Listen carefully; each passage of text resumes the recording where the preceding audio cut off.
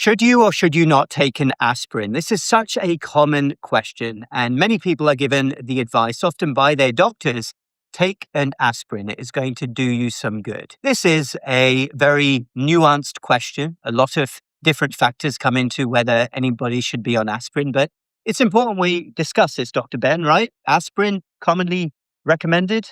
That is such a tough question. So when you think about whether or not you should take an aspirin, that's when we start talking about primary and secondary prevention, right? So if you don't really have any risk factors for heart disease or stroke, you're healthy, you eat healthy, you exercise regularly, then actually taking an aspirin daily just to prevent the theoretical risk of a heart attack or a stroke is probably not a great idea because aspirin comes with a significant amount of side effects. If you're going to take it because you have significant heart disease, you had a stent put in, you had a stroke, that's a different story. And the data looks a lot better for that. But there are quite a few side effects with aspirin. And working in the hospital, I'm sure you've seen quite a bit of that. Oh, many. And it sounds very benign. And what we have to distinguish between is dose of aspirin, how often are people taking it? Some people take it more than once a day. So in the United States, we have a baby aspirin dose, which is 81 milligrams, going all the way up to 325 milligrams. Per my understanding of the research, there's not that much difference in outcome between a lower dose and a higher dose. But an aspirin, of course, it's not a very strong medication compared to some other blood thinners. But one common issue we do see in people who've been on non-steroidal anti-inflammatories for a fair amount of time is gastric ulcers and bleeding. Not uncommon. We see somebody come in and they're weak. We'll check their hemoglobin and it will be in the tank. And lo and behold, we end up doing an endoscopy diagnosing a gastric ulcer, which is bleeding. And then we notice that they've been on aspirin. And it's not even an enteric-coated aspirin. Not uncommon at all. I mean, you do see not only ulcers in the stomach or sometimes intestines, but you can see gastritis. So that's just an irritation of the stomach lining that can cause bleeding. You can sometimes see ulceration and irritation at the bottom of the esophagus, which can bleed as well. Diagnosing these yourself isn't always easy. Sometimes the way you're going to find out that your stomach's bleeding is because in the toilet, the stool is black, very black. Now, that's not something that everyone would know is a problem. But what happens to blood as it goes through your gastrointestinal tract is it can turn black. And that's a sign to us that something might be wrong.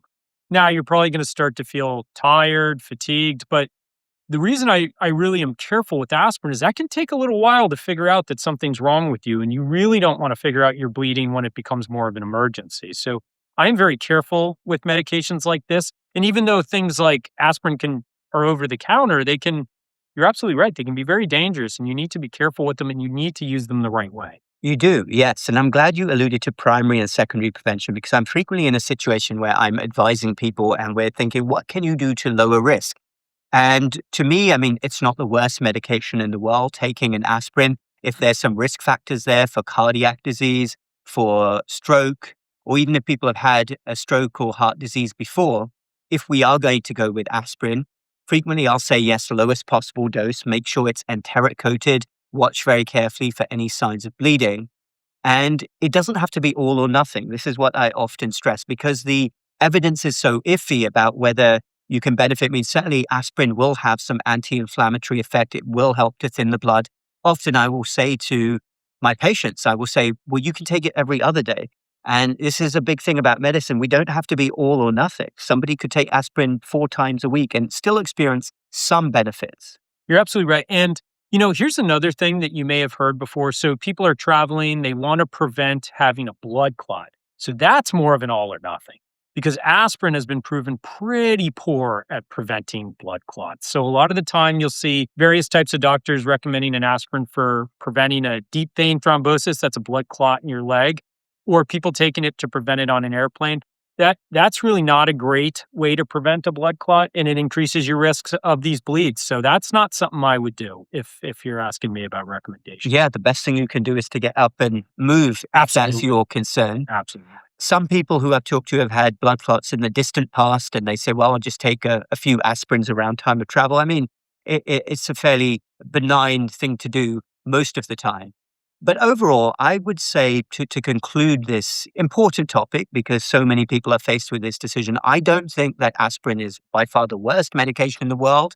I do think that it potentially can have some benefits out there. I'm not somebody who goes and sees somebody on aspirin and says you don't need to use it, as long as you're careful and you know what to watch out for. Exactly. In the right circumstance, I think aspirin can be a good drug, but I think it's used in a lot of wrong ways. So I think you need to be really careful about why you're on aspirin, make sure you know why, and then research the data behind it.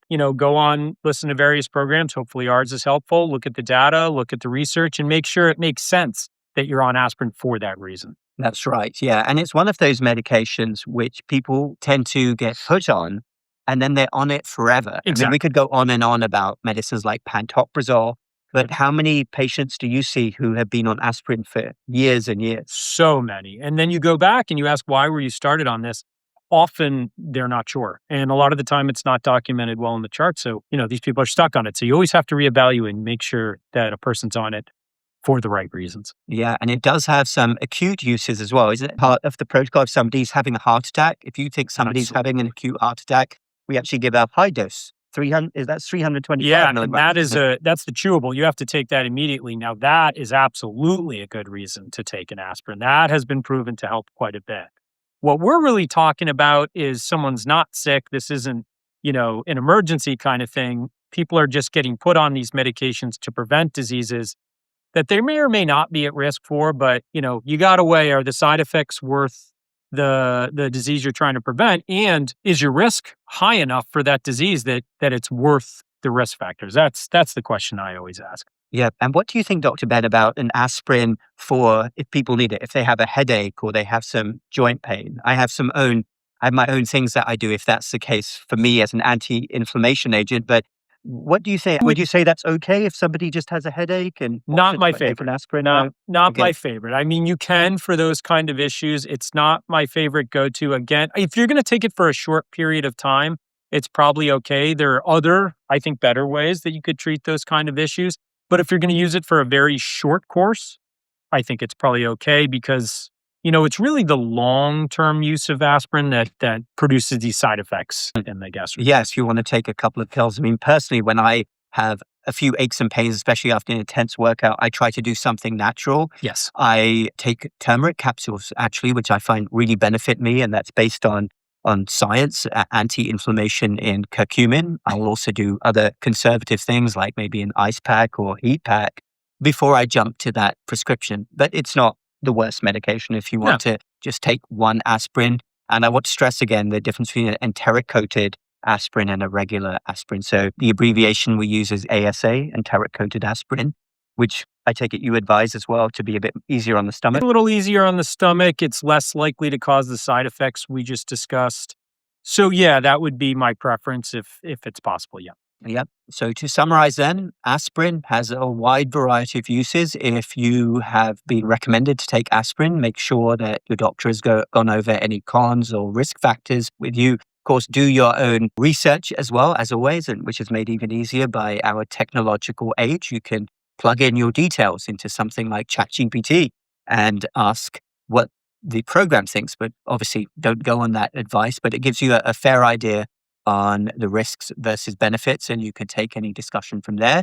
Our goal here is to be as open and transparent, have these discussions because frequently they don't occur in a medical setting. We know medical settings, unfortunately, are very rushed and doctors are very trapped as well in a 5-minute consultation. It can't really go on these, and that's why people get put on medications forever. So we hope that was helpful to you. Feel free to comment down below your own experiences with aspirin or any family members' experiences with taking an aspirin. Have they benefited? Have they had any drawbacks or side effects?